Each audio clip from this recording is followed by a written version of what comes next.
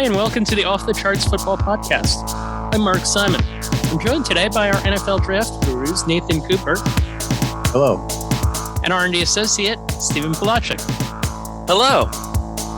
Matt Manocherian has the day off. He just got back from Senior Bowl.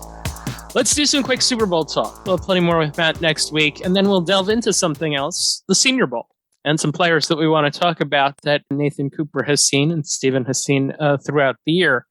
Gentlemen, give me your single biggest takeaway regarding the Super Bowl matchup. This is two great offenses battling each other. Solid quarterback matchup. Obviously, we have Joe Burrow. This is really his first full season due to the injury, his rookie season last year. And then we have Matthew Stafford on the other side. First season with the Rams, 12 seasons in Detroit. And as a Lions fan, I hated to see Stafford go, but I love that he's finally got a shot getting to the Super Bowl now. And then also, Lions fans know the type of quarterback he is. They know the type of player he is.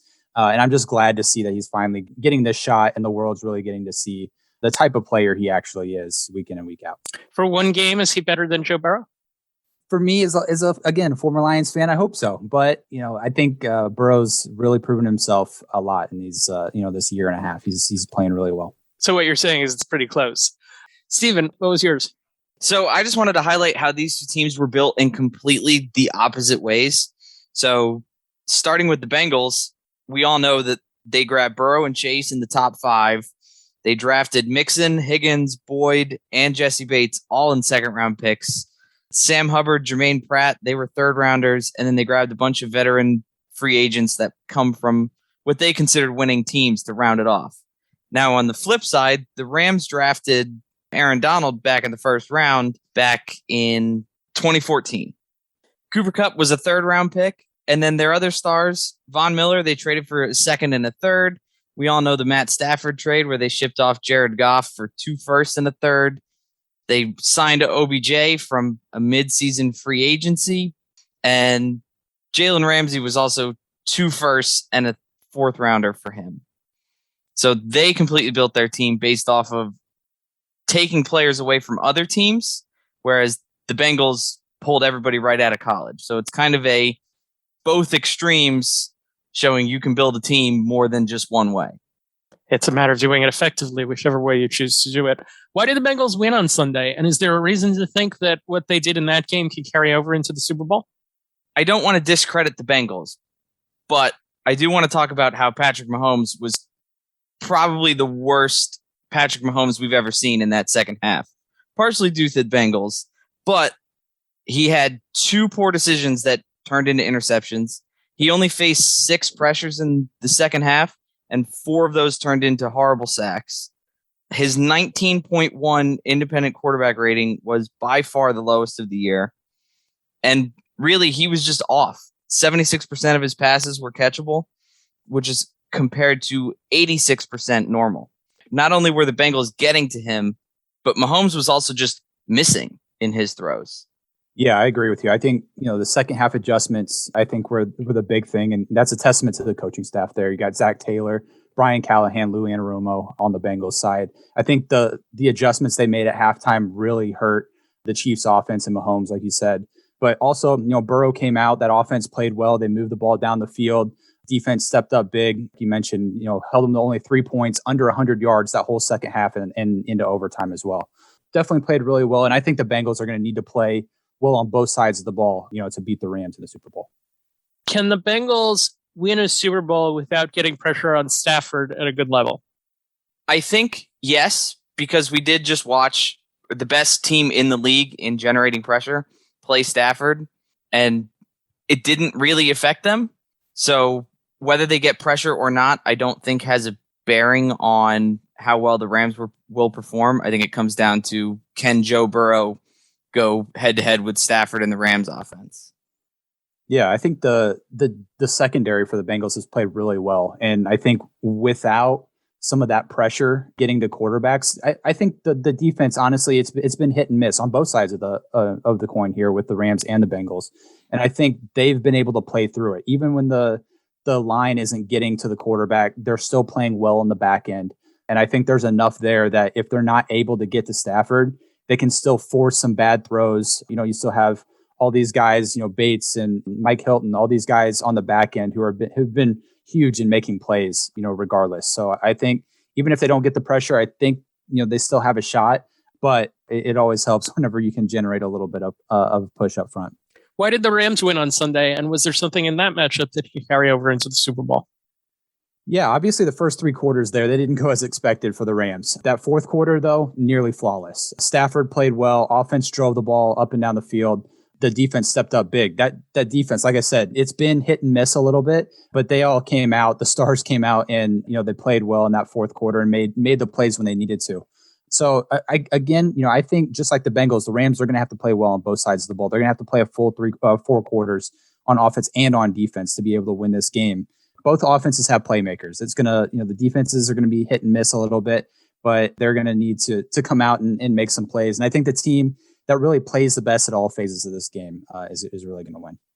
I think it comes down to the defenses, really. I think if the defenses come out and play well for the entire game, I think the defense that plays better is going to win the game. Obviously, both offenses are big-time offenses, but the defenses, again, we've seen games all year for both the Bengals and the Rams where they come out and they dominate on defense, but then a couple of games they really struggle, give up a lot of big points.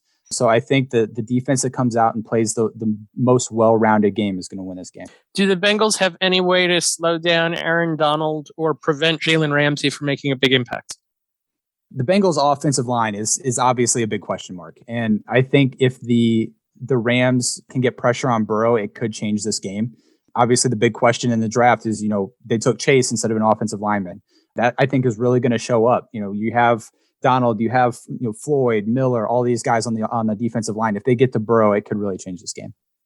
Ramsey versus Chase is must-watch television. That's pretty much your best receiver in the league versus your best corner in the league.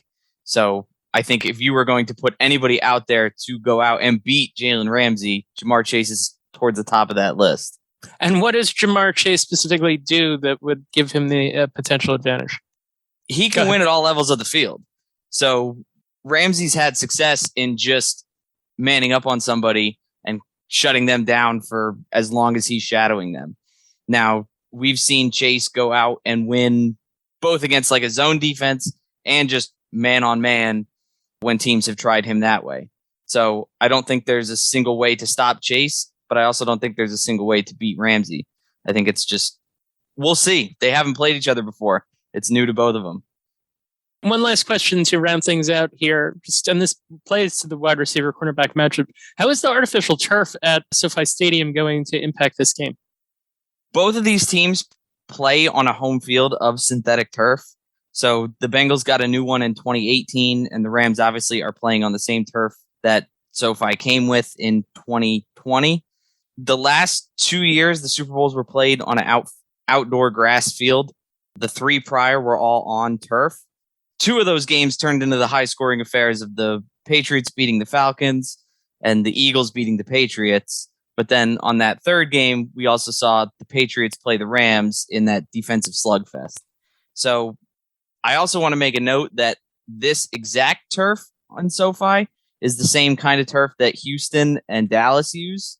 Now, the Bengals have not played on this model of turf since late 2020, where they visited Houston. Now, Burrow did not play in that game, and the Rams obviously are playing on their home field, but it's not as if we're getting a team that's used to playing in, say, a real grass stadium coming and playing on turf for the first time. So both teams very experienced on the turf. I'm not sure if there's a huge takeaway as to say advantage one way or another, but historically in Super Bowls, you could say the turf has led to higher scoring. Yeah, I don't see a big impact. I think there's a lot of interesting facts there for sure. But obviously the injury factor is definitely a factor when it comes to the field turf. But to me, honestly, the biggest thing is we're not going to have to worry about the weather or a muddy field or anything like that. So I think we're going to be in for a good and fairly good and clean game. So on last week's show, we got to talking about potential overtime rules, and Matt brought this up. I didn't invent this. I can't remember where I heard it months ago. You have a coin flip at the end of regulation to decide kind of at the beginning of the game, like, do you want to receive or defer? But instead of having that choice here, you would have the choice of either bidding on a yard line or deferring. And if you bid on a yard line, what you end up doing there is you say, all right, I say your own 10-yard line. And if the other team can decide if they want to start with the ball on their own 10-yard line, or if you want to start with the ball on your own 10-yard line. I feel like that has about as good a chance to get through, though, as 7-on-7. Oh, come on. So I guess I was wrong. The NFL's doing this goofy spot or choose system with no kickoffs in the Pro Bowl. Bottom line from this, listen to Matt. He knows what he's talking about. And he'll be back next week to talk much more Super Bowl. Let's segue to the Senior Bowl. Senior Bowl's on Saturday. We've got a couple of people there on assignment watching everything that's going on, doing some prep for our new Football Rookie website. And Coop wanted to talk players. He's got a list of 6 that he and Stephen will run through. So let's start with a quarterback prospect that is drawing comparisons at the moment to Joe Burrow. Pitt's all-time leader in number of passing stats, Kenny Pickett. Coop, what should we make of him? Yeah, obviously the biggest conversation this week has been his hand size. He didn't get his hands measured, which sparked a lot of conversation down in Mobile. Apparently has some double jointed thumbs, which makes it, his traditional hand size a little bit smaller than it most likely is. He wears gloves while he's playing. And obviously I don't want to harp on this too much, but he plays in Pittsburgh. It's one thing to have small hands. You're playing out west or you're playing in the South where you're playing in good weather all the time. But he's played in Pittsburgh. I think he's played in plenty of different weather conditions at Pitt. And I don't think that's much of a concern. But aside from that, he's a guy who has a strong arm, can make all the throws, works the pocket, shows good mobility. And everyone knows him as the guy who had the fake slide in the ACC championship game. But he's a guy that can run a little bit, gain yards with his feet if necessary, and not really a runner because he wants to. What should we look for in terms of, or what do you look for rather, in terms of quarterback mobility? Yeah, for me, I like to see quarterbacks who run because they have to or because they need to, and not just because they can. And I'm talking when we're talking just traditional dropbacks, not designed runs or anything like that. To me, quarterbacks, they're successful when they keep their eyes down the field. They get more of a pass first type of player running if they need to. And then a lot of college quarterbacks, they get in trouble because once they leave the pocket, they pull the ball down, they pull their eyes down, and they just start to run because they can. And to me, Pickett's a guy who he'll run if he has to, has the good mobility to basically get some yards, move the chains with his feet. But he's a guy that is going to throw it if he can and not run just because he can. Is he, as Matt likes to say, is he a win with? Is he a win because of? Where does he fall at the moment? Need to dive a little bit more into it. But I think he's enough of a win with guy, at least as of right now, that he's a guy that can probably come in and definitely compete for spot at the next level. A lot of the talk right now is the quarterbacks, like who's going to go number one, who are those first round quarterbacks. So he's definitely in that conversation. Looking at him statistically, there's no particular stat that jumps off the page as to this is why Kenny Pickett is so good, or conversely, there's also no stat that's out there that's a big red flag for him. So really he comes down to a top 20 quarterback in basically every metric compared to the other FBS quarterbacks. I guess I don't get excited about him, but there's a lot worse options currently in the league. So that's damning with faint praise. It's not a ringing endorsement, but I'm also not trying to go on the he's not worth the pick. I see him more of along the lines, not necessarily play style, but to your point, like win with, like a Derek Carr type. You're not losing because you run him out as your quarterback, but he better hope he's in the NFC that he doesn't have to win duels against Mahomes, Herbert, Allen, those types of guys. Worth the investment if you think you have a team that can win and your just quarterback has struggled. Coop had a second quarterback on his list, Bailey Zappe from Western Kentucky, who played in an air raid offense there. How do his skills translate to the NFL? The big thing that people think about and like to immediately go to with these air raid quarterbacks is that they're system passers. Maybe they don't possess the traits that translates to the next level. They're just really good, in their college system. But that's not Bailey Zappe. Coming over from Houston Baptist, played one season at the FBS level with WKU last year. He's smart, he's accurate, he's able to read the field, which, whenever you talk about air raid systems, they're really designed to get the quarterback to that first read as quick as possible. But with Zappi, he's able to scan the field. He can go through his progressions and get to the open player if that first read isn't available. He's not like that half field type of player. He can, read from left to right and go through his entire progressions and look for all the receivers there.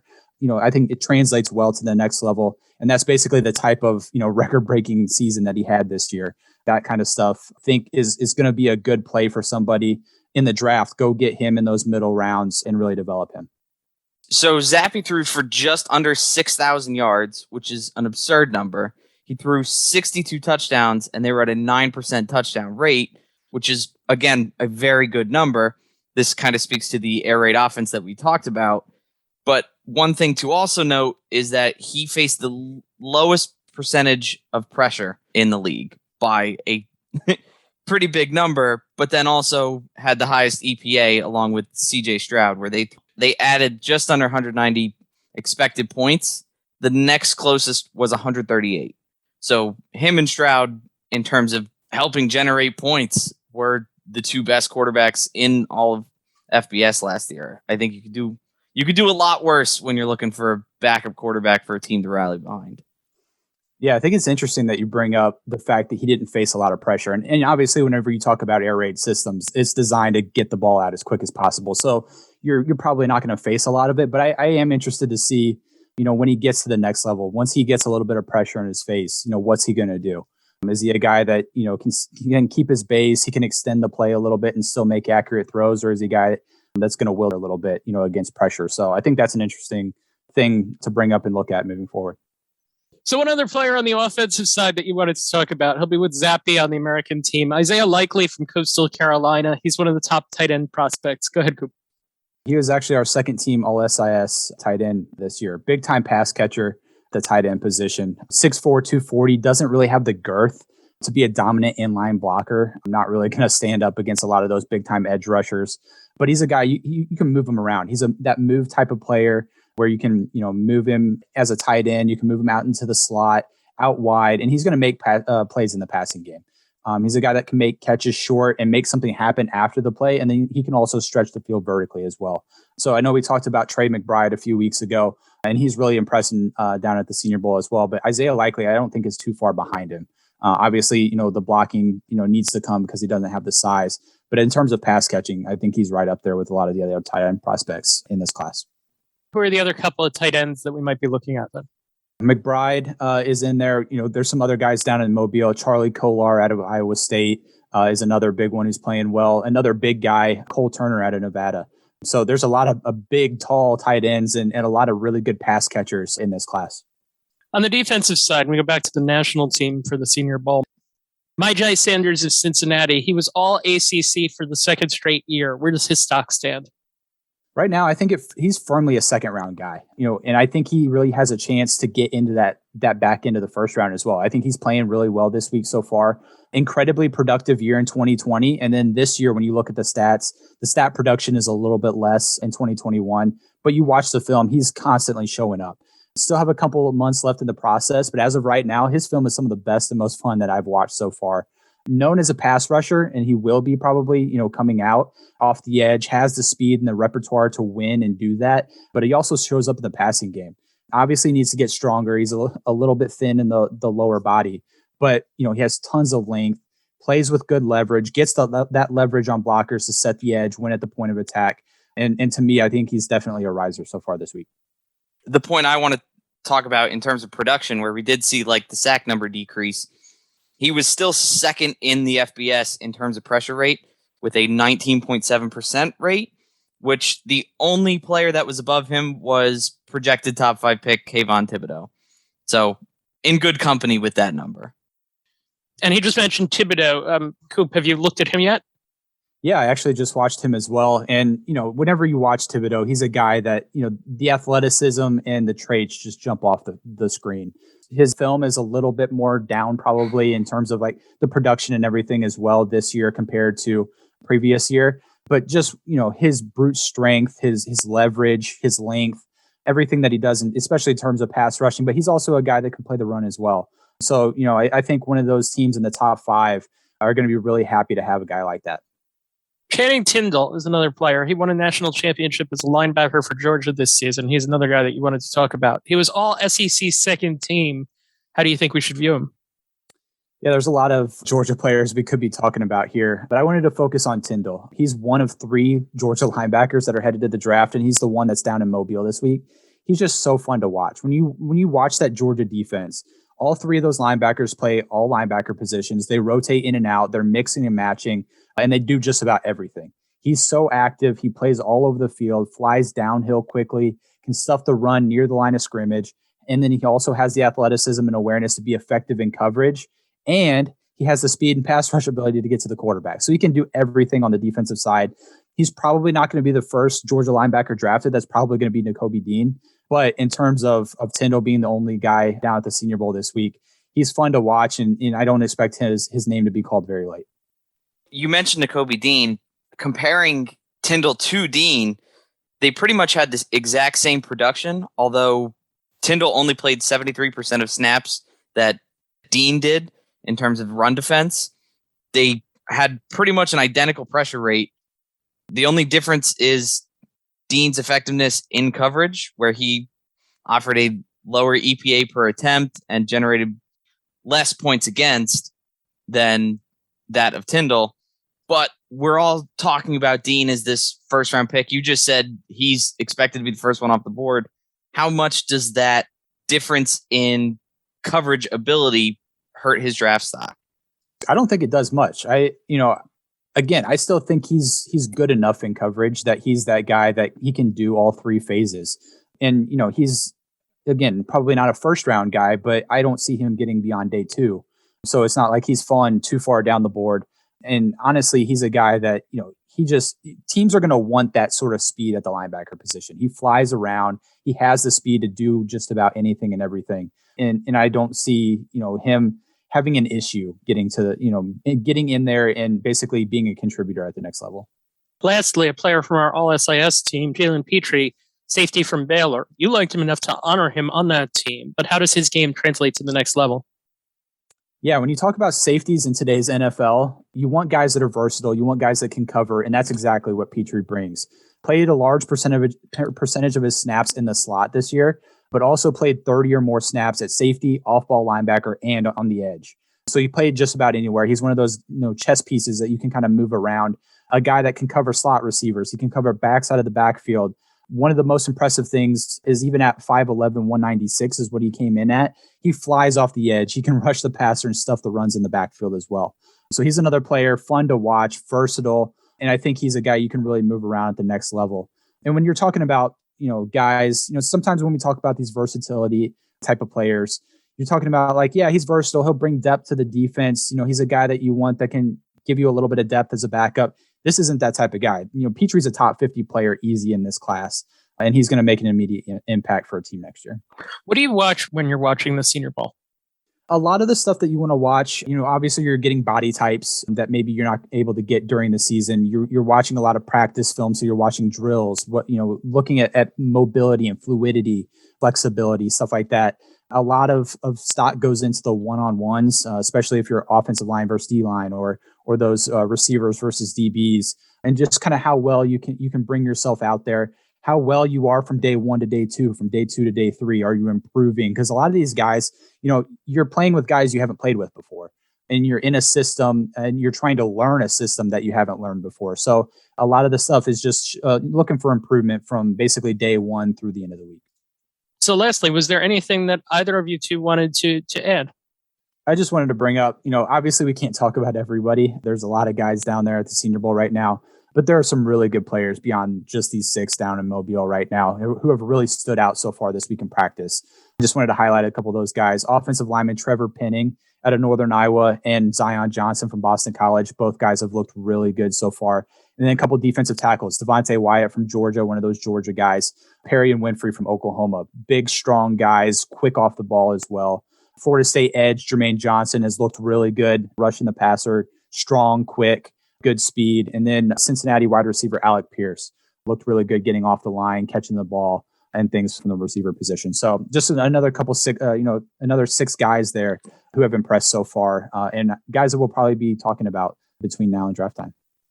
to talk further on Coop's point, a lot of what the coaches are looking for, where we obviously get the Jets and the Lions this week, a lot of them do look for the intangibles this week. So those two teams kind of get a one-up in they can talk to the players, they can see how they compose themselves in meetings, on the field, what they do after practice, and they're looking for coachability. So we've seen it multiple times where guys fly up the draft board just for that specific team that's coaching, solely because of how enthusiastic they were there and how much better they got over those 3 days.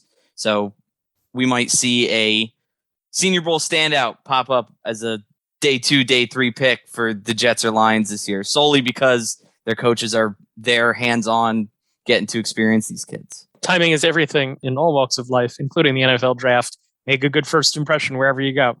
This wraps up this week's episode. We're back with a full-scale Super Bowl preview next week. For Nathan Cooper and Stephen Polacheck and our producer Justin Stein, I'm Mark Simon. Thank you for listening to the Off the Charts Football Podcast.